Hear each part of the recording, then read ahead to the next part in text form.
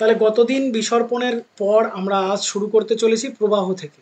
তো আমরা দেখেছিলাম প্রবাহ কয় রকমের হয়, দুই রকমের হয়, তাই না? একটা হচ্ছে ধীর প্রবাহ আর একটা হচ্ছে দ্রুত প্রবাহ, তাই না?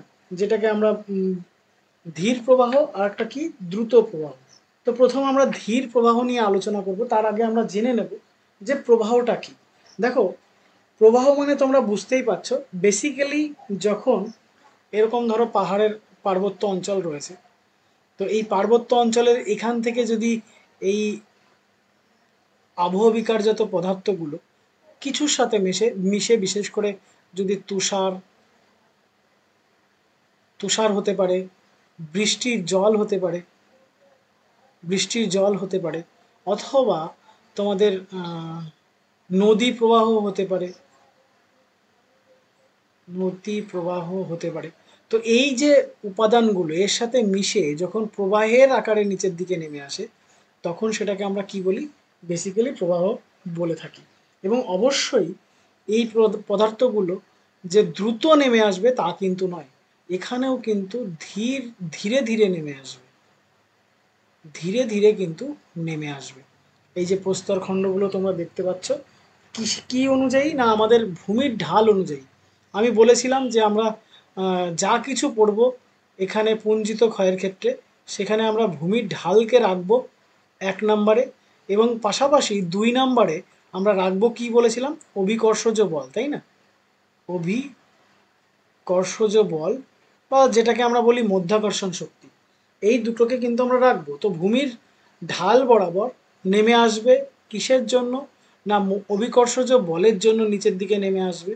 এবং এখানে এই যে পদার্থগুলো প্রবাহের আকারে আসবে, এবং কিভাবে আসবে? ধীরে ধীরে নেমে আসবে। তাহলে এটাকে আমরা কি বলবো? এটাকে আমরা বলবো প্রবাহ। ঠিক আছে? দেখো, আমরা এর আগে বিসর্পণ পেয়েছিলাম। তো বিসর্পণের ক্ষেত্রেও কিন্তু দেখো ফ্লোর মতোই ছিল, কিন্তু সেক্ষেত্রে এই যে তুষার বৃষ্টি বা তোমার নদী এইগুলোর কিন্তু কোনো কানেকশন ছিল না। কিন্তু এক্ষেত্রে এই প্রবাহের ক্ষেত্রে বৃষ্টি বা তুষার বা নদী এগুলোর কিন্তু একটা গুরুত্বপূর্ণ ভূমিকা পালন করে। ঠিক আছে? তো চলো, এখানে আমরা দেখেছিলাম যে এই প্রবাহ জেনারেলি দুই প্রকারের হয়। একটা হচ্ছে ধীর আর একটা কি দ্রুত। মানে গতির উপর নির্ভর করে আমরা একে দুটো ভাগে ভাগ করেছিলাম, একটা ধীর প্রবাহ আর একটা হচ্ছে কি দ্রুত প্রবাহ। তো প্রথম আমরা আলোচনা করব সেটা হচ্ছে ধীর প্রবাহ। কি প্রবাহ? না ধীর প্রবাহ আমরা আলোচনা করব, যেটাকে আমরা বলি স্লো ফ্লো। দেখো, যখন এই যে ভূমির ঢালের পরিমাণ, এই ভূমির ঢালের পরিমাণ কত হবে? না 5 ডিগ্রি থেকে 20 ডিগ্রির মধ্যে হবে। একটা জিনিস মাথায় রেখো, 20 ডিগ্রির মধ্যে যদি কোনো ঢাল হয়, সেই ঢালকে আমরা ইন জেনারেল মৃদু ঢাল বলে থাকি। কি ঢাল বলে থাকি? মৃদু ঢাল বলে থাকি। তো ধীর প্রবাহ সেখানে হবে যেখানে ঢাল কি থাকবে? না 5 থেকে 20 ডিগ্রি ঢাল থাকবে, অর্থাৎ খুব মৃদু ঢাল থাকবে। এবং এই যে যে পদার্থগুলো খুব ধীরে ধীরে নিচের দিকে নেমে আসবে, তখন সেটাকে আমরা কি বলবো? ধীর প্রবাহ বলবো। বোঝা গেল? আর এই ধীর প্রবাহ বছরে কত হতে পারে? ভেরি ভেরি ইম্পর্টেন্ট, এটা এমসিকিউতে দেয়। ধীর প্রবাহ বছরে কয়েক মিলিমিটার থেকে কয়েক মিটার পর্যন্ত হতে পারে। কয়েক মিলিমিটার থেকে এটা কত পর্যন্ত হতে পারে? না মিটার পর্যন্ত হতে পারে বছরে। তাহলে বুঝতেই পারছো সারা বছরে এর প্রবাহ হচ্ছে যেটা, সেটা কত সামান্য কিছু মিলিমিটার থেকে মিটার পর্যন্ত। ঠিক আছে? তো এটা কিন্তু সঞ্চালন হতে পারে। এবার চলে আসো, এই ধীর প্রবাহকে আরও দুটি ভাগে ভাগ করা যায়। কি কি? একটা হচ্ছে সলিফ্লাকশন, একটা হচ্ছে সলিফ্লাকশন,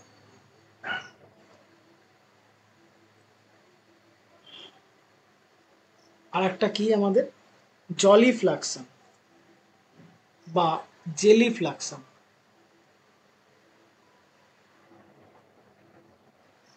জেলিফ্লাকশন, সলিফ্লাকশন কি, জেলিফ্লাকশন কি আসার আগে আমি আরও একবার এই পেজের প্রত্যেকটা বিষয় আমরা হাইলাইট করে নেব। প্রবাহ কি আমি বললাম যে না, যেখানে মৃদু ঢাল থাকবে বা ভূমির ঢাল বরাবর কি হবে, অভিকর্ষজ বলের কারণে তুষার গলা জল বা বৃষ্টির জল বা নদী প্রবাহের জলে এই যে উপাদানগুলো প্রবাহের আকারে ধীরে ধীরে নিচের দিকে নেমে আসবে, সেটাকে আমরা কি বলবো, প্রবাহ বলবো। আর এই প্রবাহ কয় প্রকার, দুই প্রকার, একটা হচ্ছে ধীর প্রবাহ আর একটা হচ্ছে দ্রুত প্রবাহ। ধীর প্রবাহ কাকে বলে না, যেখানে ভূমির ঢাল কত থাকবে, 5 ডিগ্রি থেকে 20 ডিগ্রির মধ্যে থাকবে, অর্থাৎ মৃদু ঢাল থাকবে, সেই সমস্ত ভূভাগের উপর দিয়ে যখন কি হবে, খুব ধীরে ধীরে পদার্থগুলো নিচের দিকে নেমে আসবে, তখন সেটাকে আমরা কি বলবো, স্লো ফ্লো বা ধীর প্রবাহ। আর এই ধীর প্রবাহ বছরে কত হতে পারে, কয়েক মিলিমিটার থেকে কয়েক মিটার পর্যন্ত যেতে পারে। ঠিক আছে, এবার চলে আসি ধীর প্রবাহকে কটি ভাগে ভাগ করা যায়। ধীর প্রবাহকে দুটি প্রধান ভাগে ভাগ করা যায়, একটা হচ্ছে সলিফ্ল্যাকশন আর একটা হচ্ছে জেলিফ্ল্যাকশন। ঠিক আছে, তো চলে আসো, এবার আমরা প্রথম যেটা জানবো সেটা হচ্ছে সলিফ্ল্যাকশন।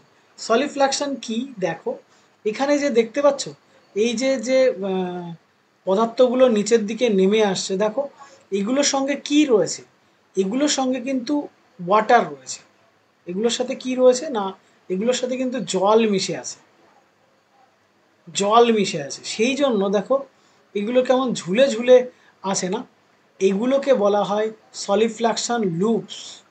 হ্যাঁ, আর এই যে যে এক একটা স্তর রয়েছে, এই এক একটা স্তরকে বলা হয় সলিফ্ল্যাকশন শীট। ঠিক আছে, তো শীট এবং লুপস এটা তোমাদের পরীক্ষায় আসবে বলে আমার মনে হয় না, জাস্ট সলিফ্ল্যাকশন কি সেটা কিন্তু তোমাদের পরীক্ষায় আসবে।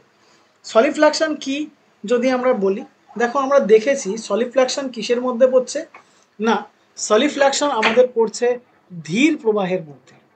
কি প্রবাহের মধ্যে পড়ছে না, ধীর প্রবাহের মধ্যে পড়ছে, তাই না? তো ধীর প্রবাহের মধ্যে যদি সলিফ্ল্যাকশন পড়ে থাকে, তাহলে এখানে আমার ঢালটা কত হবে, অবশ্যই এখানে ঢালটা হবে 5 ডিগ্রি থেকে 20 ডিগ্রির মধ্যে, তাই না? অর্থাৎ মৃদু ঢালে যখন কি হবে, তুষার গলা জল বা সম্পৃক্ত জল বা বৃষ্টির জল মিশে এই যে উপাদানগুলো এই যে এইভাবে টোপ আকারে নিচের দিকে নেমে আসবে, তখন সেটাকে আমরা কি বলবো, সলিফ্ল্যাকশন। বোঝা গেল? আমি আবারও বলছি, অতি মৃদু ঢালযুক্ত ভূভাগে, অর্থাৎ যেখানে 5 ডিগ্রি থেকে 20 ডিগ্রি পর্যন্ত ঢাল হবে, এখানে যে শিথিল পদার্থগুলো রয়েছে, এই পদার্থগুলি বৃষ্টি বা তুষার গলা জলে কিসে হবে, বৃষ্টির জল অথবা তুষার গলা জলে, তুষার গলা জলে মিশবে, তুষার গলা জলে মিশে ধীরে ধীরে, অতি ধীরে ধীরে, এটা অবশ্যই আমাদের ধীর প্রবাহের মধ্যে পড়ছে, তাই কি হবে, অতি ধীরে ধীরে নিচের দিকে নেমে আসবে, নিচের দিকে নেমে আসবে, সেটাকে আমরা কি বলি, সলিফ্ল্যাকশন বলি। ঠিক আছে, চলো, এই সলিফ্ল্যাকশন যে শব্দটা রয়েছে, এই শব্দটা সর্বপ্রথম ব্যবহার করেন 1906 সালে। 1906 সালে ভূবিজ্ঞানী জোহান জোহান গুন্নার, জোহান গুন্নার কিন্তু এই সলিফ্ল্যাকশন শব্দটা ব্যবহার করে থাকেন, সর্বপ্রথম ব্যবহার করে থাকেন জোহান গুন্নার অ্যান্ডারসন,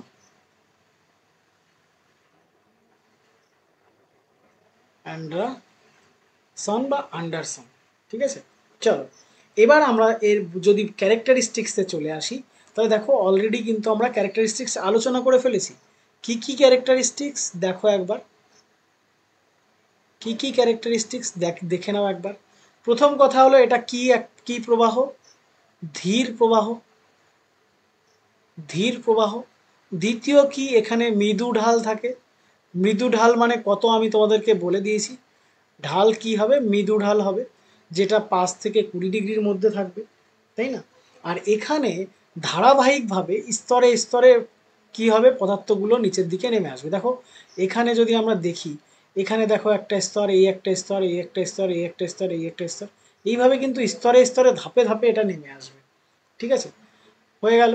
তারপরে যদি দেখি আমার এটার বৈশিষ্ট্য না, এখানে এই যে যে উপাদানগুলো রয়েছে, এগুলো কি হবে না, এগুলো সম্পৃক্ত হবে কিসের সাহায্যে? জলের সাহায্যে। সম্পৃক্ত হবে কিসের সাহায্যে? জলের সাহায্যে। ঠিক আছে, এবং এগুলো দেখতে, এর যদি আকার দেখো, এগুলো কি গোলাকার হয়েছে না? তাহলে এরকম গোলাকার গোলাকার আকৃতি কিন্তু এগুলোর মধ্যে তৈরি হবে। ঠিক আছে, এবং এটা নিচের দিকে নেমে আসবে। আর এর যে ঢাল, এটা কিন্তু খুবই কম হয়, আমি আগেই বলেছি। মোটামুটি এটা এখানে 5 থেকে 20 ডিগ্রি আমার ধীর প্রবাহের ঢাল বলা হয়, কিন্তু এটার ঢাল মোটামুটি 2 ডিগ্রি থেকে 10 ডিগ্রির মধ্যে হয়। মোটামুটি 2 ডিগ্রি থেকে 10 ডিগ্রির মধ্যে হয়। ঠিক আছে, আর দেখো এর মধ্যে এই যে যে লম্বা লম্বা, এই যে যে লম্বা লম্বা জায়গাগুলো তৈরি হচ্ছে, এগুলোকে বলে কি? সলিফ্ল্যাকশন শীট। কি বলে? সলিফ্ল্যাকশন শীটস। আর এই যে যে স্তরে স্তরে তৈরি হচ্ছে, এগুলোকে বলে সলিফ্ল্যাকশন শীট। আর এই এক একটা গোলাকার আকৃতির যেগুলো তৈরি হচ্ছে, সেগুলোকে কি বলা হয়? লোবস বলা হয়। এটা আমাদের না জানলেও চলবে, আমাদের অত বেশি ইম্পর্টেন্ট না। আমাদের সলিফ্ল্যাকশন কি এটাই ইম্পর্টেন্ট। আর এর বৈশিষ্ট্য কি, এর ছবি তো আমরা দেখে নিলাম। যদি আমরা ইন জেনারেল ছবি আঁকি, তাহলে এইভাবে তোমরা ছবি আঁকতে পারো এটার।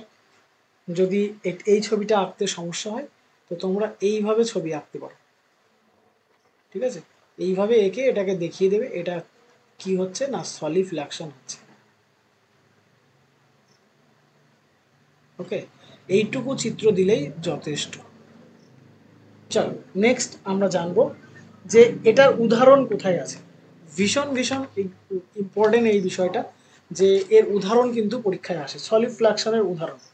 ঠিক আছে, তো আমরা যদি দেখি তাহলে আমরা দেখব সলিফ্ল্যাকশনের উল্লেখযোগ্য উদাহরণ স্কটল্যান্ডে। কোথায়? স্কটল্যান্ডে। স্কটল্যান্ডের বেমন্ট ওয়াটার ভ্যালিতে। বেমন্ট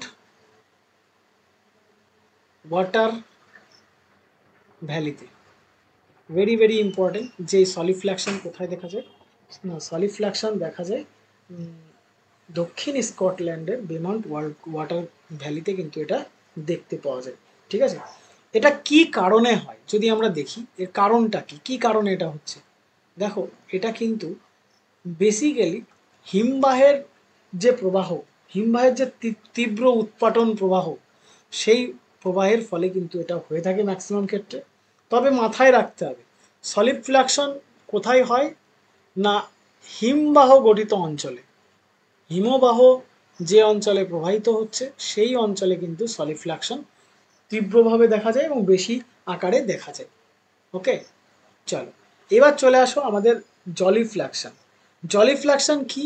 আমরা যদি দেখি এই আমাদের পর্বত, এবং পর্বতের এই আমাদের হিমরেখা, এই হিমরেখার উপরে তৈরি হয় জলিফ্ল্যাকশন। কি বললাম? এই যে আমাদের হিমরেখার উপরে তৈরি হয় জলিফ্ল্যাকশন। কি হয় এই অঞ্চলে? দেখো এই অঞ্চলের দিকে, এই অঞ্চলের যে উপরের দিক, এই উপরের দিকে কিন্তু ঢাল খুব বেশি থাকে না।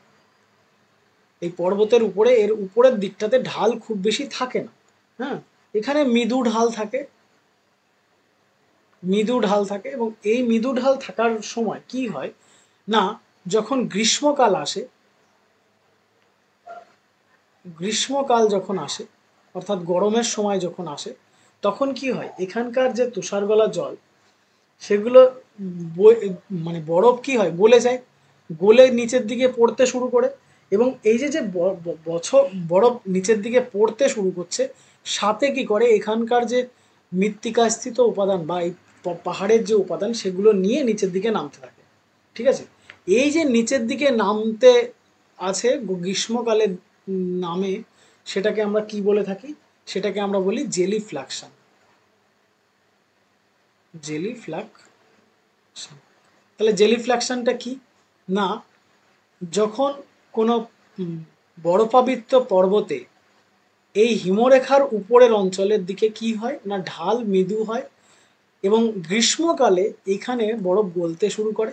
আর বরফ যখন গলে, তখন এখানকার যে পদার্থগুলো, সেগুলো নিয়ে নিচের দিকে ধীরে ধীরে নেমে আসে।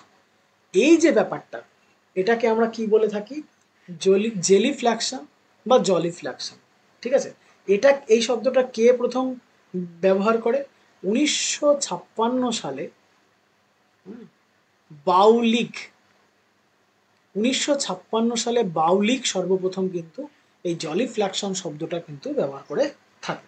যদি আমরা দেখি এর ক্যারেক্টারিস্টিক্স বা এর বৈশিষ্ট্য যদি নিয়ে আমরা আলোচনা করি, তাহলে আমরা যে বৈশিষ্ট্যগুলো পাবো, 1 নাম্বার যে বৈশিষ্ট্য আমরা পাবো, এটা অতি ধীর প্রক্রিয়া। এটা কি প্রক্রিয়া? অতি ধীর প্রক্রিয়া। আমরা দেখেছি একটু আগেই যে এটা ধীর প্রক্রিয়ার অন্তর্গত। 2 নাম্বার যে বৈশিষ্ট্যটা আমরা পাবো, যে এই মাটি, এর ভেতরে যে মাটি, তার মধ্যে কিন্তু কি থাকে না, জল থাকে, অর্থাৎ মাটি কিন্তু সম্পৃক্ত অবস্থায় থাকে সবসময়। মাটি কিন্তু সবসময় সম্পৃক্ত অবস্থায় থাকবে, ঠিক আছে? এবং চিরস্থায়ী হিমবাহের দ্বারা কিন্তু এটা গঠিত হবে। আর আরেকটা জিনিস মাথায় রাখবে, এর যে ভূমির ঢাল সেটা 10 ডিগ্রি থেকে 20 ডিগ্রির মধ্যে হয়। দেখো এর আগেরটাই যে যদি আমরা চলে যাই যে সলিফ্ল্যাকশন, সেখানে আমরা পেয়েছিলাম 2 থেকে 10 ডিগ্রি। এটা কিন্তু আমার 10 থেকে 20 ডিগ্রি পর্যন্ত হতে পারে। বোঝা গেল? নেক্সট যদি আমি দেখি এখানে বৈশিষ্ট্য, তাহলে আমরা দেখব যে জলিফ্ল্যাকশনের সময় পিচ্ছিল আকারে কিন্তু এটা উপর থেকে নিচের দিকে নেমে আসে। ওকে, চলো এর যদি উদাহরণ দেখি, তাহলে আমরা পাবো কোথায়? রাশিয়াতে পাবো।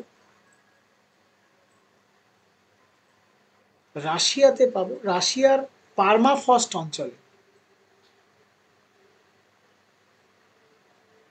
রাশিয়ার পারমাফ্রস্ট অঞ্চলে কিন্তু আমরা এই জেলিফ্ল্যাকশন এটা কিন্তু আমরা দেখে থাকি। বোঝা গেছে? তাহলে আমরা অলরেডি ধীর প্রবাহ নিয়ে আলোচনা করে ফেলেছি। এবার আমরা আলোচনা করব দ্রুত প্রবাহ। দ্রুত যে প্রবাহ হয় সেই প্রবাহগুলো আমরা আলোচনা করব। তো দেখো এত সময় আমাদের ধীর ছিল, এবার প্রবাহ কি হয়েছে? প্রবাহ হয়ে গেছে দ্রুত। তো দ্রুত প্রবাহের শর্ত কি ছিল? দেখো আমি তোমাদেরকে যখন বোঝাই তখন বলেছিলাম যে এরকম একটা পাহাড়ের ঢাল, আর একটা ঢাল হচ্ছে এইরকম। কোনটাতে আমার দ্রুত প্রবাহ হবে? অবভিয়াসলি আমার এটাতে হবে, তাই না? আর এটার ক্ষেত্রে কি হবে? কম প্রবাহ হবে। আমি এটা যখন প্রথম দিকে বিসর্পণ করাই তখন কিন্তু এটা বলেছিলাম, তাই না? তো ঠিক তাই, দ্রুত প্রবাহ যখন আমরা আলোচনা করব, তখন অবভিয়াসলি এর যদি আমি ঢাল দেখি, প্রথম যদি আমি এর ঢাল দেখি, ঢালটা কিন্তু 20 ডিগ্রি থেকে 30 ডিগ্রির মধ্যে চলে যাবে। কত ডিগ্রি থেকে? 20 ডিগ্রি থেকে 30 ডিগ্রি। তো ঢাল যখন 20 ডিগ্রি থেকে 30 ডিগ্রির মধ্যে চলে যাবে, তখন কি হবে? এই যে পদার্থগুলো, এগুলো কি হবে? খুব দ্রুত নিচের দিকে নেমে আসবে, র্যাপিডলি নিচের দিকে নেমে আসবে, তাই না? তো যদি নিচের দিকে নেমে আসে, তাহলে কিভাবে নামবে? না খুব দ্রুতভাবে নামবে। তো দ্রুত প্রবাহের সংজ্ঞা যদি আমরা বলি, তাহলে দেখো কি হবে? ঢালের কারণে, এই যে ভূমিতে ঢাল 20 ডিগ্রি থেকে 30 ডিগ্রিতে হওয়ার জন্য এই যে পদার্থগুলো রয়েছে আমাদের, এই পদার্থগুলো খুব দ্রুত নিচের দিকে নেমে আসে। এই যে দ্রুত নিচের দিকে নেমে আসছে, এটাকেই আমরা কি বলে থাকি? দ্রুত প্রবাহ বলে থাকি। ওকে, চল এবার দেখো এই দ্রুত প্রবাহের মধ্যে আমরা প্রথম একটা প্রবাহ নিয়ে আলোচনা করব, সেটা হচ্ছে মৃত্তিকা প্রবাহ। মৃত্তিকা প্রবাহ, দেখো বেসিক্যালি কি হয়, আমাদের এখানে 3 ধরনের প্রবাহ হয়। একটা হচ্ছে মৃত্তিকা প্রবাহ, একটা হচ্ছে তোমার কর্দম প্রবাহ, আর একটা হচ্ছে অবস্কর প্রবাহ। আমরা এক এক করে প্রথমে মৃত্তিকা প্রবাহ আলোচনা করে নিই। মৃত্তিকা প্রবাহ কোন ক্ষেত্রে হয়? না এই যে ভূমির ঢাল রয়েছে, এই ভূমির ঢালের বরাবর যদি আমাদের কোনো নদী নেমে আসে, এই ভূমির ঢাল বরাবর যদি কোনো নদী নেমে আসে, তাহলে কি হবে? ওই যে নদীর সাথে কি হবে? জল সম্পৃক্ত হবে, নদীর সাথে মৃত্তিকা মিশবে, হ্যাঁ, মিশে কি হয়? উপর থেকে নিচের দিকে দ্রুত নেমে আসবে। এই যে প্রক্রিয়াটা বা এই যে দ্রুত নামা, এটাকে কিন্তু কি বলা হয়? আর্থ ফ্লো বলা হয়ে থাকে। আর্থ ফ্লো বলা হয়ে থাকে। 1 মিনিট, কেউ একজন জয়েন করবে সম্ভবত।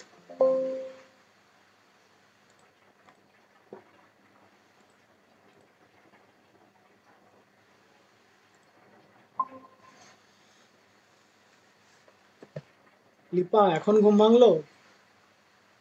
না দাদা, পড়ছিলাম, পড়তেছিল না। চলো তাহলে কি বলছিলাম, এই যে মৃত্তিকার প্রবাহ, এটা কিসের জন্য হবে না, জল মিশ্রিত থাকলে, জল মিশ্রিত থাকবে এবং জলের সাথে এটা কিন্তু নিচের দিকে নেমে আসবে। এই মৃত্তিকা ফ্লোর আর একটা গুরুত্বপূর্ণ নাম, সেটা হচ্ছে আর্থ ফ্লো, বাংলায়ও বলা হয়ে থাকে আর্থ ফ্লো। ঠিক আছে, এবার চলে আসো, যদি আমি এর মৃত্তিকা ফ্লোর যে ক্যারেক্টারিস্টিক্স বা বৈশিষ্ট্য নিয়ে যদি আমি আলোচনা করি, তাহলে এর বৈশিষ্ট্য কি আসবে দেখো। এর যদি আমি বৈশিষ্ট্য নিয়ে আলোচনা করি, প্রথমেই জেনে রেখো, এখানে যদি আমার বৃষ্টিপাত না হয়, এখানে যদি আমার বৃষ্টিপাত না হয়, তাহলে কি এখানে জলের যোগান আসবে? জলের যোগান যদি না আসে, তাহলে এখানকার যে মৃত্তিকা, সেটা নিশ্চয়ই ধুয়ে নিচের দিকে আসতে পারবে না সহজে, তাই না? তাহলে আমার এটা সেই অঞ্চলে হবে যে অঞ্চলে বৃষ্টির পরিমাণ বেশি হয়, অর্থাৎ আমরা এটাকে বলতে পারি বৃষ্টিবহুল অঞ্চল, অঞ্চলে দেখা যায় বলতে পারি। তাহলে বৃষ্টি হলে তবেই এখান থেকে মৃত্তিকা কি হতে পারে, প্রবাহ হতে পারবে, জলের সাথে মিশে নিচের দিকে দ্রুত নামতে পারবে।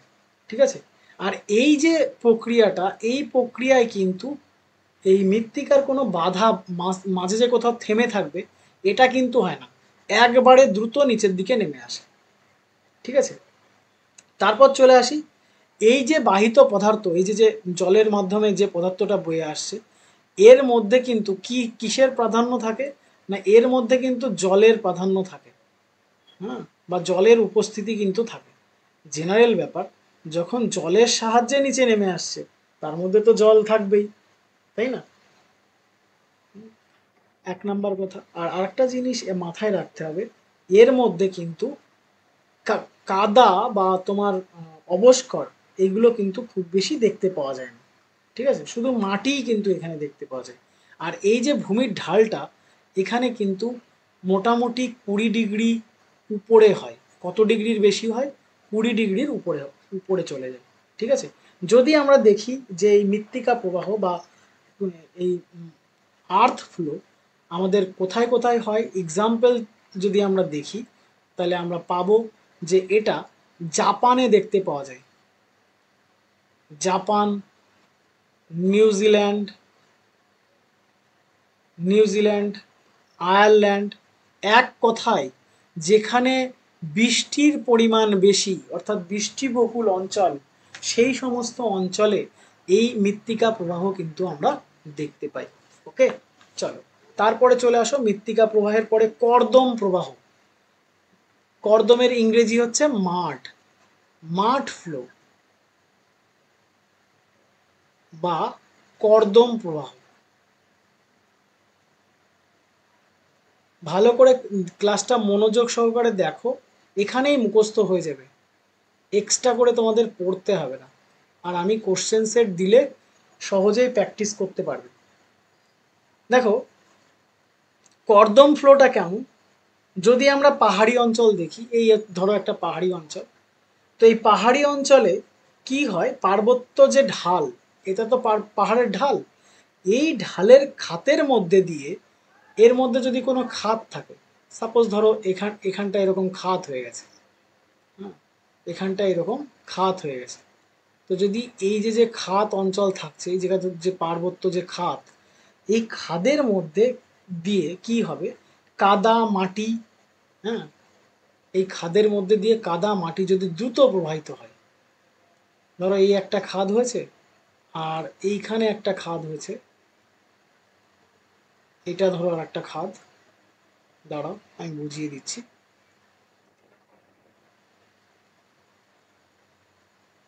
এই যে এর মধ্যে দিয়ে যদি দ্রুত প্রবাহিত হয় কি না, জল এবং কাদা, এক কথায় কাদা আর মাটি, কাদা আর মাটি জলের দ্বারা এর মধ্যে দিয়ে দ্রুত প্রবাহিত হয়, তখন সেটাকে আমরা কি বলবো, মাড ফ্লো বা কর্দম প্রবাহ। ঠিক আছে, কিন্তু ইন জেনারেল এটা কি হয়, এটা এই যে যে খাদের মধ্যে খাদ ভরাট হয়ে যায়, এই ভরাট হওয়ার পর এর উপর দিয়ে কিন্তু এটা প্রবাহিত হতে থাকে। ঠিক আছে, যাতে আমার কি থাকবে, কাদাও থাকবে, আবার মাটিও থাকবে, একটু আগে আমাদের কি ছিল না শুধুমাত্র মৃত্তিকা প্রবাহ, এখানে আমরা কি পেয়েছিলাম মৃত্তিকা প্রবাহ, কিন্তু এখানে কাদা এবং মাটি দুটোই থাকবে এবং খাদের মধ্যে দিয়ে কিন্তু এটা প্রবাহিত হবে, দ্রুত প্রবাহিত হবে এবং এটাতেও জল সম্পৃক্ত থাকবে, তাহলে এটাকে আমরা কি বলবো কর্দম প্রবাহ।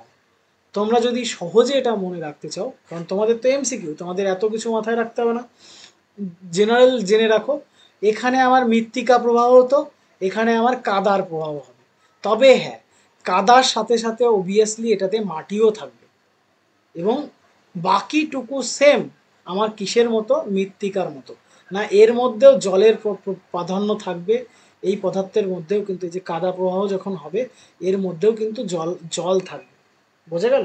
চলো এটা যদি আমরা দেখি এর উদাহরণ, যদি আমরা দেখি তাহলে আমরা দেখব যে আমাদের সান জুয়ান পর্বত রয়েছে, কলোরাডোর যে সান জুয়ান পর্বত মার্কিন যুক্তরাষ্ট্রের, সেই সান জুয়ান পর্বতে কিন্তু এটা দেখতে পাওয়া যায়। তাহলে কোন পর্বতে দেখতে পাওয়া যায় সান জুয়ান পর্বত, এই উদাহরণগুলো পরীক্ষায় আসবে। তাহলে কর্দম প্রবাহ কোথায় দেখতে পাওয়া যায় না যুক্তরাষ্ট্রের সান জুয়ান পর্বত বা যুক্তরাষ্ট্রের কলোরাডোর সান জুয়ান পর্বতে কিন্তু এটা দেখতে পাওয়া যায়। এর যদি আমি ক্যারেক্টারিস্টিক্সে চলে আসি, এর যদি আমি বৈশিষ্ট্য নিয়ে আলোচনা করি, কি কি বৈশিষ্ট্য পাবো দেখো, এর যদি আমি বৈশিষ্ট্য নিয়ে আলোচনা করি, দেখো প্রথম কথা হচ্ছে এর আগেরটা দেখেছিলাম আমরা, মানে মৃত্তিকা প্রবাহ আমরা দেখেছিলাম আর্দ্র অঞ্চলে, এটা না শুষ্ক অঞ্চলে দেখতে পাওয়া যায়। এর প্রথম বৈশিষ্ট্য এটা হচ্ছে শুষ্ক অঞ্চলে দেখতে পাওয়া যায়, তবে মাথায় রাখতে হবে যে যদি শুষ্ক অঞ্চল হয়ও সেই যে পদার্থ যখন বয়ে নিয়ে আসবে তার মধ্যে কিন্তু জলের প্রাধান্য বা জলে কিন্তু সিক্ত হওয়া লাগবে, এই যে যে কাদাটা হবে সেটা কিন্তু কিসের জন্য হবে জলের জন্যই হবে, ঠিক আছে। এবং দেখো এর যদি আমি গতিবেগ দেখি, এই যে যে প্রবাহটা হচ্ছে এর যদি স্পিডটা দেখি আমরা, তাহলে স্পিডটা কত পাবো না 15 সেন্টিমিটার থেকে 4.2 মিটার পর্যন্ত আমরা এর স্পিডটা পাবো, ঠিক আছে। কিসে প্রতি সেকেন্ডে, পার সেকেন্ডে কিন্তু এটা আমরা পাবো 15 সেন্টিমিটার থেকে 4.2 মিটার, ঠিক আছে। আর আরেকটা জিনিস কি এর যে বাহিত পদার্থ তাতেও কিন্তু আমার কি থাকবে জল থাকবে, মাস্ট বি জল থাকবে। আর এক্ষেত্রে যদি আমরা ভূমির ঢালটা দেখি তাহলে ভূমির ঢাল অনেক বেশি পাবো 35 থেকে 50 ডিগ্রি, এক্ষেত্রে ভূমির ঢাল কত পাবো 35 থেকে 50 ডিগ্রি কিন্তু আমরা পাবো, বোঝা গেল। চলো এই পর্যন্ত কি কারোর কোনো সমস্যা আছে?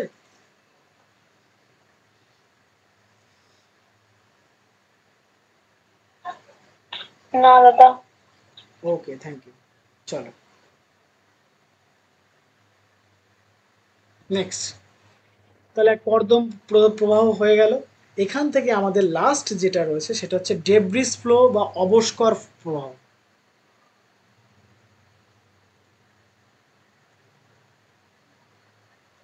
তোমরা এগুলো পড়তে পড়তে না পাশাপাশি ইংরেজি যে টার্মগুলো রয়েছে এই টার্মগুলো কিন্তু একটু পড়ে নেবে, যদি সামনে ভূগোল নিয়ে কিছু করার ইচ্ছা থাকে তখন কিন্তু এই টার্মগুলো তোমাদেরকে অনেকটাই হেল্প করবে, ঠিক আছে। চলো অবস্কর প্রবাহ বা ডেব্রিস ফ্লো যদি তোমরা দেখো, দেখো পার্বত্য অঞ্চলে এই যে যখন আমার এই ঢাল বরাবর পদার্থ নেমে আসছে, ঠিক আছে, এই ঢাল বরাবর যখন নেমে আসবে তখন কি থাকবে এই পদার্থের মধ্যে, মনে রাখবে প্রথম কথা বালি থাকবে, দ্বিতীয় কথা প্রস্তর বা পাথর থাকবে, ঠিক আছে, প্লাস সেটা কি হবে জল সমৃদ্ধ হবে, এইগুলোকে একসাথে বলা হয় অবস্কর বা ডেব্রিস, ঠিক আছে। যেমন দেখো যদি আমরা দেখি আমাদের আমরা যখন ঘরবাড়ি নির্মাণ করি তখন কি হয় অনেক সময় আমাদের ওই ঘরবাড়ি নির্মাণের যে ছাদটা থাকে না সেটার মধ্যে কি থাকে বালিও থাকে পাথরও থাকে এবং জলও থাকে, ঠিক আছে, সেইগুলোকে একত্রে আমরা কি বলে থাকি ডেব্রিস বলে থাকি, ঠিক আছে। এখানে কিন্তু মাটি বা কর্দম বা কাদা এই দুটোর কোনো অস্তিত্ব কিন্তু নেই। বালি থাকবে, পাথর থাকবে, আর জল সমৃদ্ধ থাকবে। এই যে পদার্থগুলো যখন প্রবাহ হয়ে নিচের দিকে নেমে আসবে, এই যে পর্বতের খাদ বরাবর নিচের দিকে নেমে আসবে, এই প্রবাহটাকেই আমরা কি বলবো? Debris flow. তাহলে দেখো, মৃত্তিকা ফ্লো ছিল, মৃত্তিকা নেমে আসবে। কর্দম ফ্লো ছিল, কাদা এবং মাটি উভয়ই আসবে। অবশ্যই প্রত্যেকটার সাথে জলের ব্যাপার ছিল, ঠিক আছে? তো এক্ষেত্রেও তাই, বালি এবং পাথরের কণা যখন উপর থেকে নিচের দিকে নেমে আসবে তখন সেটাকে আমরা কি বলবো? ডেব্রিস ফ্লো কিন্তু বলে থাকবো, ঠিক আছে? চলো নেক্সট যদি আমরা চলে আসি এর বৈশিষ্ট্য।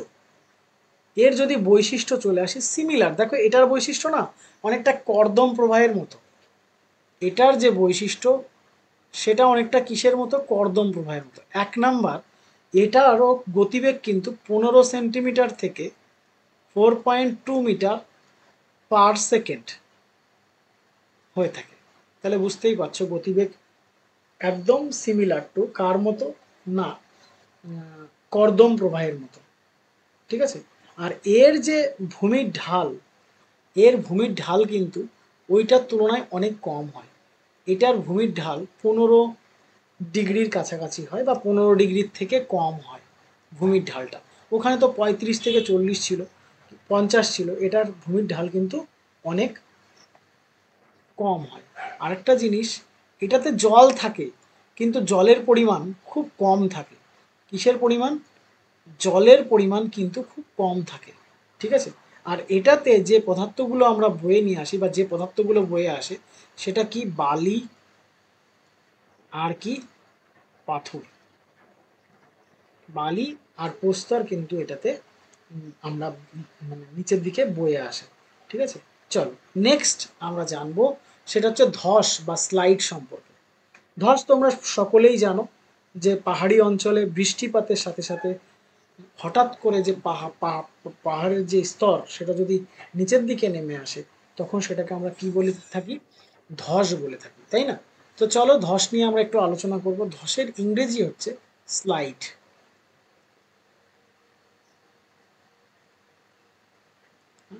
চলো ধস নিয়ে আমরা আলোচনা করব। দেখো পাহাড়ি অঞ্চলে তোমরা যারা দার্জিলিং, গ্যাংটক ফ্যাংটক গেছো, পাহাড়ের রাস্তা দিয়ে এইভাবে ঘুরে ঘুরে পাহাড়ে ওঠার রাস্তা তৈরি করা থাকে। তো মাঝে মধ্যেই পাহাড়ে ধস নামে। কিসের সময়? না বৃষ্টির সময় পাহাড়ে কি হয়? প্রচুর পরিমাণে ধস নামে, এবং এই ধস নামার জন্য রাস্তা অনেক সময় বন্ধ হয়ে থাকে। প্রচুর পরিমাণে বৃষ্টি হয়, বৃষ্টির সময় পাহাড়ি অঞ্চলে বৃষ্টিপাত হলে এমনি সারা বছরই ধস নামতে থাকে, কিন্তু কি হয় না বৃষ্টির সময় এই ধসের পরিমাণটা কিন্তু বেড়ে যায়। তো ধস যদি আমরা দেখি, যখন কি হয়, এই যে পাহাড়ের ঢালগুলো রয়েছে, এখানে বৃষ্টিপাতের ফলে এই অঞ্চলগুলো, এই যে যে অঞ্চলগুলো, এগুলো কি দ্বারা সম্পৃক্ত হয়? জলের দিয়ে সম্পৃক্ত হয়, জল দ্বারা সম্পৃক্ত হয়। এবং জল দ্বারা সম্পৃক্ত হলেই কি হবে? শিলা এবং মাটির স্তূপ, এখানে যে শিলা রয়েছে, এই শিলা এবং মাটির স্তূপ, শিলা ও মাটির স্তূপ এখান থেকে মধ্যাকর্ষণ বলের জন্য নিচের দিকে আচমকা নেমে আসে। মানে হঠাৎ করে নেমে আসে, হঠাৎ করে নেমে আসে। এটাকেই আমরা কি বলি? স্লাইড বা ধস বলে থাকি, ঠিক আছে? চলো ধস কয় প্রকার আমরা দেখেছি, এর আগে জেনেছি। ধস জেনারেল 3 প্রকার হয়। একটা হচ্ছে অবস্কর ধস, 2 হচ্ছে আমাদের শিলাধস, এবং 3 হচ্ছে প্রস্তরছায় ধস। অবস্কর ধস আমি প্রথমে বলবো, কারণ অবস্কর বিষয়টা আসলে কি না, যার মধ্যে কি থাকবে? বালি থাকবে 1 নাম্বার, যার মধ্যে পাথর থাকবে বা প্রস্তর থাকবে, এবং জল থাকবে। এই 3টে পদার্থ যদি হঠাৎ করে নিচের দিকে নেমে আসে সেটাকে আমরা কি বলবো? অবস্কর ধস। কি ধস বলবো সেটাকে? সেটাকে বলবো আমরা অবস্কর ধস। ক্লিয়ার? অবস্কর ধস কি, বা ডেব্রিস স্লাইড বলবো।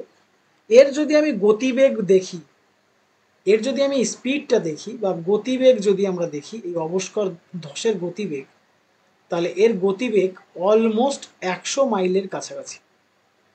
হ্যাঁ, প্রতি ঘন্টায় প্রতি ঘন্টায় 100 মাইলের কাছাকাছি কিন্তু এর গতিবেগ হয়। মানে বাঁচার কোনো চান্স নেই। একবার যদি উপর থেকে পড়ে এবং নিচে যদি কিছু থাকে, সে যে দৌড়ে পালাবে সেটুকু সময় সে কিন্তু পাবে না। ঠিক আছে, এবার চলে আসো। এই এটা হচ্ছে আমাদের 1 নম্বর বৈশিষ্ট্যের মধ্যে পেয়ে গেলাম। 2 নম্বর বৈশিষ্ট্য যদি আমরা দেখি, তাহলে আমরা দেখব এই যে মৃত্তিকা রয়েছে বা এই যে ধসটা নামছে, এই মাটিতে কিন্তু প্রচুর পরিমাণে রেগোলিথ থাকে। ঠিক আছে, রেগোলিথ যুক্ত মৃত্তিকা, মানে এটা কিন্তু হঠাৎ নিচের দিকে নেমে আসে। চলে আসো, এই যে পদার্থগুলো নিচের দিকে নেমে আসে, নিচের দিকে নেমে এসে কত দূর পর্যন্ত এটা যেতে পারে মাথায় রেখো। এটা কিন্তু 1 কিলোমিটার থেকে 500 মিটার, 5,000 হয়ে গেল, এটা 500 মিটার পর্যন্ত যেতে পারে, 1 নম্বর কথা। আর 2 নম্বর কথা, এর গভীরতা 15 মিটার পর্যন্ত কিন্তু হতে পারে। ঠিক আছে, আর এতে কিন্তু জল নেই বললেই চলে, বা জলের ভূমিকা কিন্তু নেই।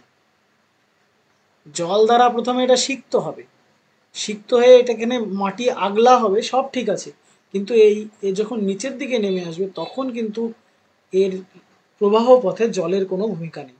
ঠিক আছে, চলো। আর এখানে যে ভূমির ঢালটা হয় সেটা কিন্তু 15 ডিগ্রির কম হয়। ভূমির ঢালটা যদি আমরা দেখি তাহলে এটা কত হয়, 15 ডিগ্রির কম কিন্তু হয়। ঠিক আছে, এটা যদি আমরা দেখি তাহলে আমাদের দার্জিলিং, গ্যাংটক, উত্তরাখণ্ড, এক কথায় আমাদের হিমালয় পার্বত্য অঞ্চলে এটা বিশেষভাবে দেখা যায়। কি, এই অবস্কর ধস কিন্তু হিমালয় পার্বত্য অঞ্চলে সব থেকে বেশি দেখা যায়। উত্তরাখণ্ডের উত্তরকাশী, উত্তরাখণ্ডের উত্তরকাশীতে সব থেকে বেশি দেখা যায় এই অবস্কর ধস। অবস্কর আর কিছুই না, এখানে বালি থাকবে, পাথর থাকবে এবং জল থাকবে। এই পদার্থগুলো যদি নেমে আসে তাহলে সেটাকে আমরা কি বলবো, অবস্কর ধস কিন্তু আমরা বলবো। ওকে, নেক্সট চলে আসো শিলাধস। দেখো, অবস্কর এক ধরনের পদার্থ, শিলা আর এক ধরনের পদার্থ।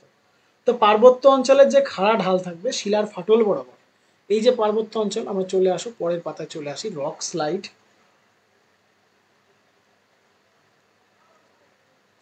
রক স্লাইড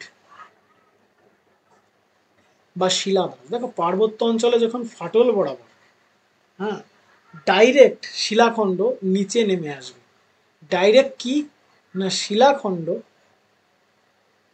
শিলাখণ্ড ডাইরেক্ট নিচের দিকে নেমে আসবে, তখন সেটাকে আমরা কি বলবো, শিলাধস বলবো। ঠিক আছে, আর এটা কি হবে না, এই যে শিলার স্তরায়ন তল, এই যে শিলার ভেতরে যে স্তরায়ন তল রয়েছে সেই তল বরাবর কিন্তু এটা সংঘটিত হয়। বোঝা গেল? এবার কথা হচ্ছে দাদা, স্তরায়ন তলটা কি? দেখো, এইখানে এই যে শিলাস্তরটা এই তল বরাবর রয়েছে না, এই পাশের শিলাস্তরগুলো এই তল বরাবর রয়েছে না, বলো হ্যাঁ ইয়া না। ঠিক একই রকম ভাবে এই পাশেরগুলো আমার এই বরাবর রয়েছে। তো এক কথায় যে ভূমির ঢাল সেই বরাবর যদি শিলাখণ্ড নেমে আসে, সেটাকে আমরা কি বলবো, না শিলাধস বলবো। অবশ্যই এখানে আমার কি নামতে হবে, শিলা নামতে হবে। কর্দম বা মৃত্তিকা বা অবস্কর এগুলো যদি নামে তাহলে কিন্তু হবে না। এখানে কি নামতে হবে না, যদি শিলা নেমে আসে। ঠিক আছে, কি কি পদার্থ এর মধ্যে, 1 নাম্বার আবহবিকারজাত যদি কোনো শিলা চূর্ণ হয়, রেগলিত শিলা হয়, এবং সেটা যদি খুব দ্রুত নিচের দিকে নেমে আসে, তাহলে সেটাকে আমরা কি বলবো, শিলাধস কিন্তু আমরা বলবো। ঠিক আছে, চলো উদাহরণ যদি দেখি, যে এই যে রক স্লাইডটা হচ্ছে, এটা সব থেকে বেশি কোথায় দেখা যায়, ভারতবর্ষের যদি এইচপিতে চলে যাও, অর্থাৎ হিমাচল প্রদেশে চলে যাও, সেখানে কিন্তু ভীষণ পরিমাণে কিন্তু এই শিলাধস দেখতে পাওয়া যায়। ঠিক আছে, নেক্সট আরেকটা যেটা রয়েছে সেটা হচ্ছে প্রস্তর চাই ধস। প্রস্তর চাই ধস। দেখো, এই প্রস্তর চাই খণ্ডীকরণ, এই শব্দটা তোমরা আবহবিকার বা ওয়েদারিং পড়ার ক্ষেত্রে পেয়েছো।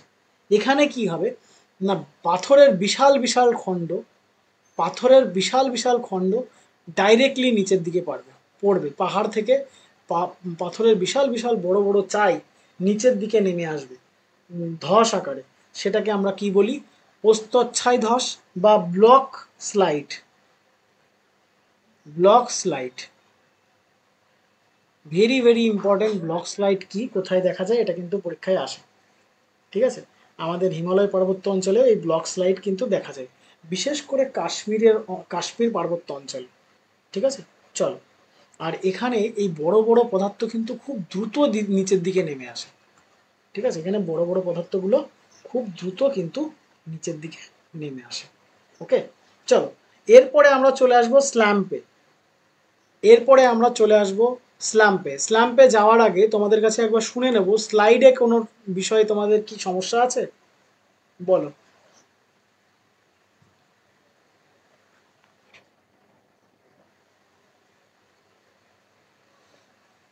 স্লাইডে কোনো সমস্যা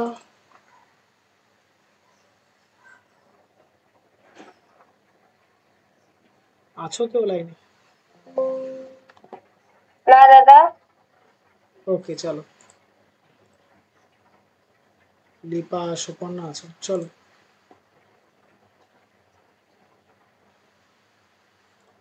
চলো, পরেরগুলো একদম ইজি, আমরা সহজেই করে নিতে পারবো। চলো, স্ল্যাম্প।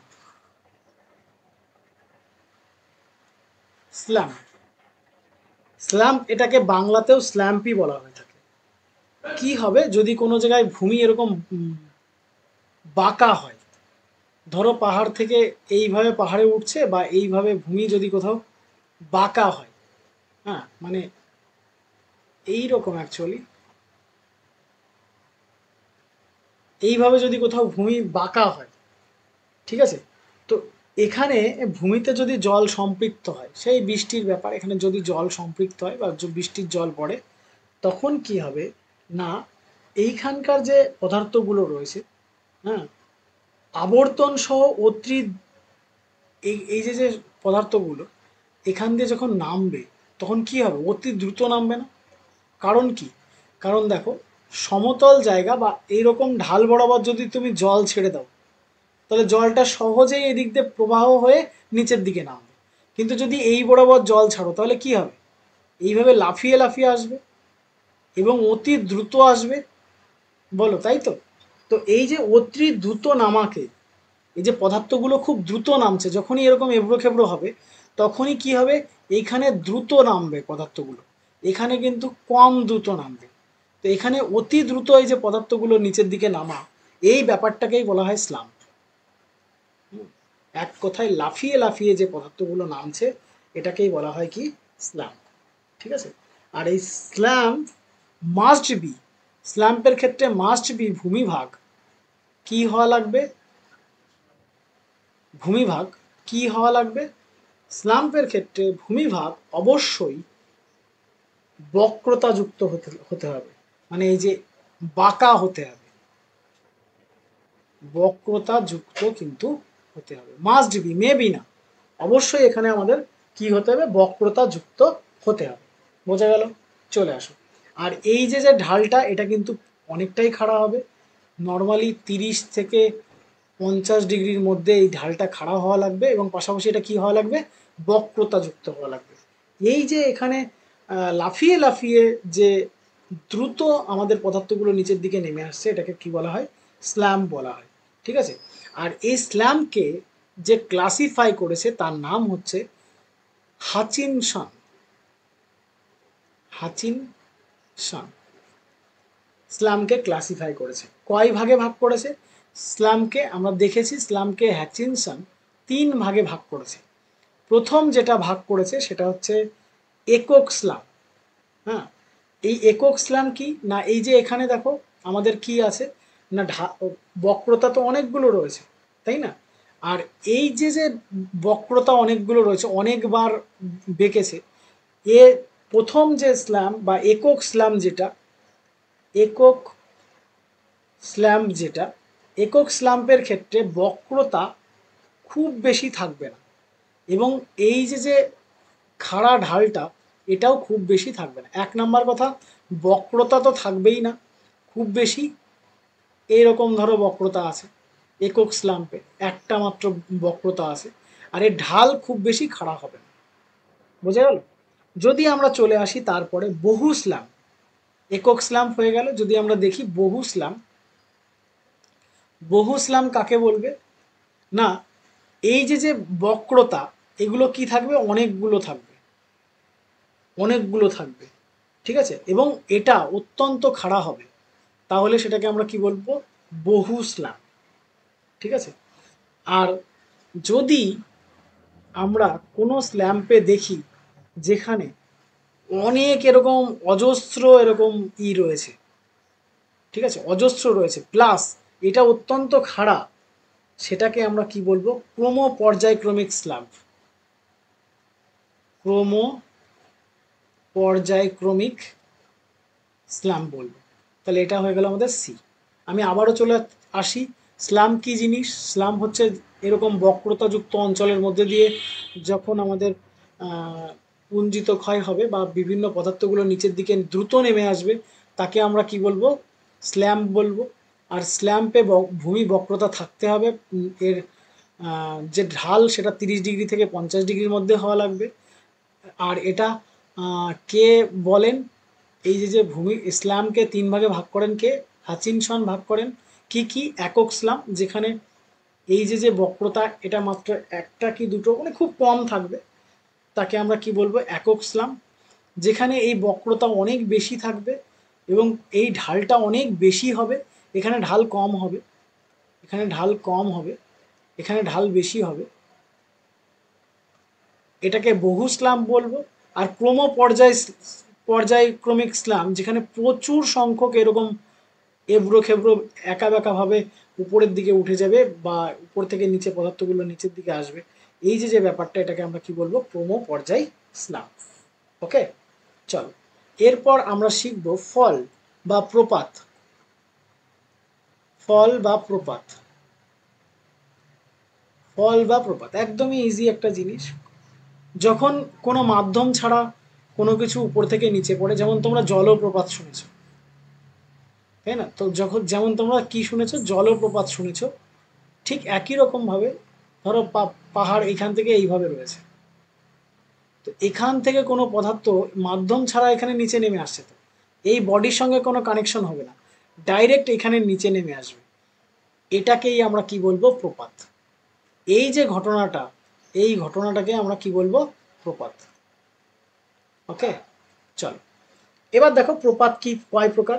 একদম সিম্পল, প্রপাত আমরা দেখেছিলাম প্রথমে শিলা প্রপাত,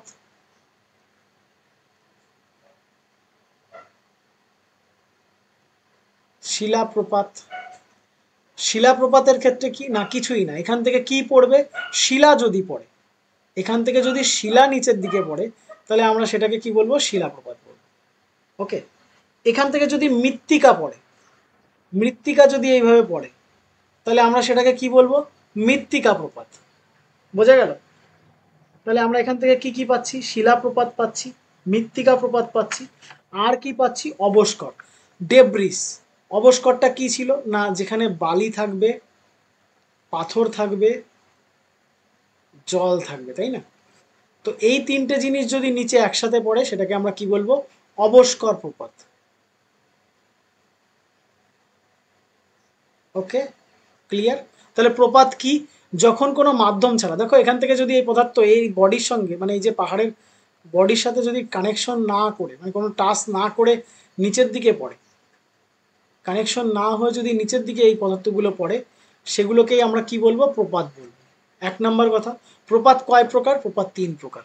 কি কি, শিলা প্রপাত, মৃত্তিকা প্রপাত, অবস্কর প্রপাত। শিলা প্রপাত কি, যদি এখান থেকে শিলা নিচের দিকে পড়ে তাহলে শিলা প্রপাত, যদি এখান থেকে মৃত্তিকা নিচের দিকে পড়ে তাহলে মৃত্তিকা প্রপাত, আর এখান থেকে যদি বালি, পাথর বা অবস্কর যদি নিচের দিকে পড়ে, তাহলে সেটাকে আমরা কি বলবো, অবস্কর প্রপাত বলে থাকবো। বোঝা গেল? চলো লাস্ট রয়েছে আমাদের, একদম লাস্ট, সেটা হচ্ছে অবনমন।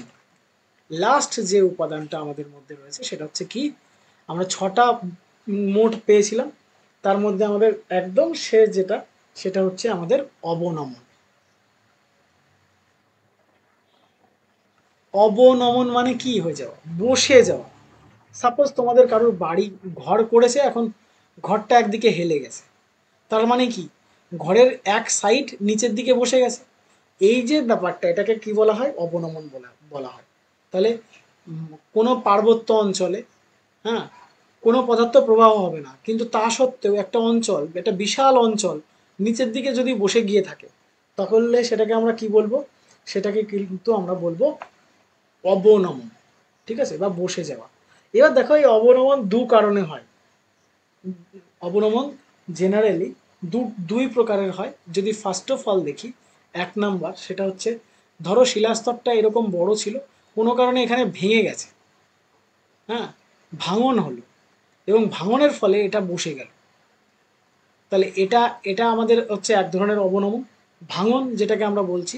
আর দুই নাম্বার হচ্ছে জেনারেলি বসে যাওয়া। এই টোটাল পাহাড়টা যদি কোনো কারণে নিচের দিকে বসে যেতে থাকে, হ্যাঁ, বা এটা কি ছিল, এ পাশে একটা প্লেট ছিল, এ পাশে একটা প্লেট ছিল, দুটো দুই দিকে মুভ করছে, তাহলে এটা কি হবে? নিচের দিকে বসে যাবে। আমরা পাত সমস্থান তত্ত্বে পড়েছি, এটা নিচের দিকে বসে যাবে। তো এই বসে যাওয়াটা, এটাও কিন্তু এক ধরনের অবনমন, বা আমাদের ইসের মধ্যে পড়ে, বসে যাচ্ছে সেটেলমেন্টের মধ্যে কিন্তু পড়ে। ঠিক আছে, যদি আমরা দেখি কোনো স্থান থেকে, ধরো আমাদের এই নদিয়া, রানাঘাট, তারপরে তোমার এই যে মুর্শিদাবাদ, এই সমস্ত অঞ্চল থেকে পাইপ দিয়ে প্রচুর পরিমাণে কি তুলছি? ভৌম জল তুলছি। এবার এই ভৌম জল প্রচুর তোলার কারণে আমাদের টোটাল ল্যান্ডমাস যদি নিচের দিকে বসে যায়, তাহলে সেটাকে আমরা কি বলবো? বসে যাওয়া। বোঝা গেল? তো এই ছিল আমাদের টোটাল কি না পুঞ্জিত ক্ষয় সম্পূর্ণ অংশ। এছাড়াও পুঞ্জিত ক্ষয়ের যে প্রভাবগুলো রয়েছে, ওগুলো তোমরা রিডিং পড়লেই পাবে, এর প্রভাবে কি হচ্ছে না হচ্ছে সেগুলো তোমরা রিডিং পড়লেই পাবে। আর আমি এখানে তোমাদেরকে টোটাল ডিটেলসে আলোচনা করে দিলাম পুঞ্জিত ক্ষয়। তো তোমরা যারা প্রথম ক্লাসটা দেখোনি, তারা প্রথম ক্লাসটা প্রথমে দেখে নেবে, তারপরে এই ক্লাসটা দেখে নেবে। আমি এখান থেকে নোটস তোমাদেরকে প্রোভাইড করব, এক নাম্বার কথা। আর দুই নাম্বার কথা, এমসিকিউ সেটও আমি এখান থেকে দিয়ে দেবো। যদি তোমাদের এরপরেও কোনো কোশ্চেন বা কোনো প্রবলেম থাকে, তো আমাকে বলো, আমি সেটা নিয়ে আলোচনা করছি।